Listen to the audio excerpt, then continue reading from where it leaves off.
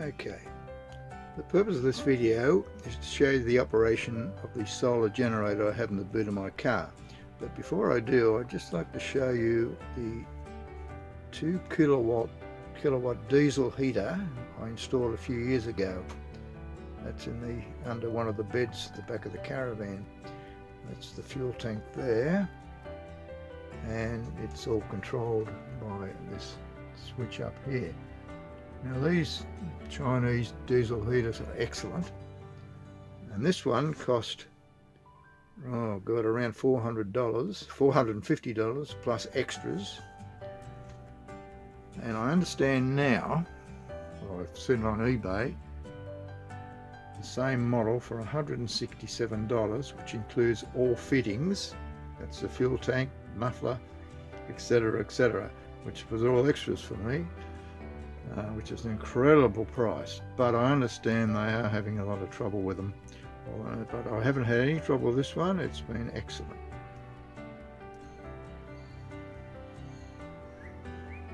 Now this solar generator has a 100 amp hour AGM battery, which is charged from the car's alternator plus solar.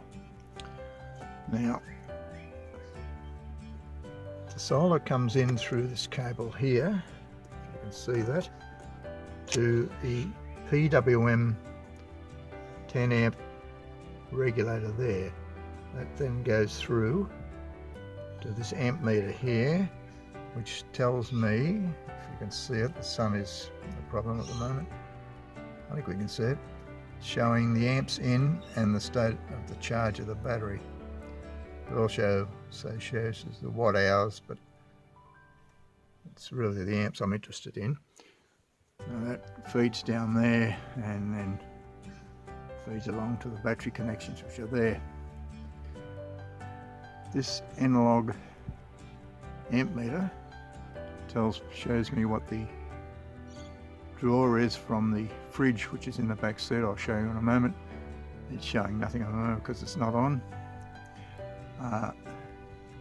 It's the fuse box, a couple of more connections there. Now you will notice that all the wiring is outside the box.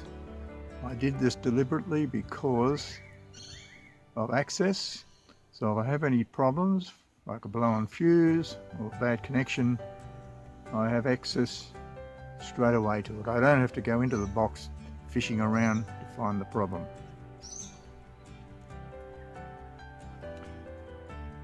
This is the 20-litre compressor fridge, which was purchased on eBay. It's one of the cheap models, but it does the job, and I'm going to use it as a freezer. That sits in the back seat of the car, and the connection from the battery in the boot is there, and that simply plugs in with that switch there, and away we go.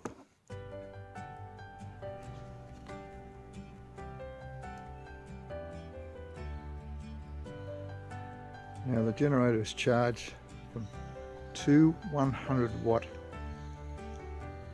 flexible solar panels. These again were purchased from eBay. They're quite cheap and very thin, as you can see. The wooden frame I put around them to make them more portable, and I don't know how long they're going to last, but the jury's out on that. But the other day they put out 8 amps in a reasonable day, which is very good. So if they put out 10 amps, I'll be more than happy. Now they're connected, of course, by cable to the car, which plugs in there, and then that goes up into the battery through this cable here and charges the battery. When it's not being charged by solar, it's charged from the car's generator. I intend to put a DC-DC charger on it, but at this stage I haven't got around to that yet. So there. Well, thank you for watching. That's just a bit of a brief summary of the solar generator.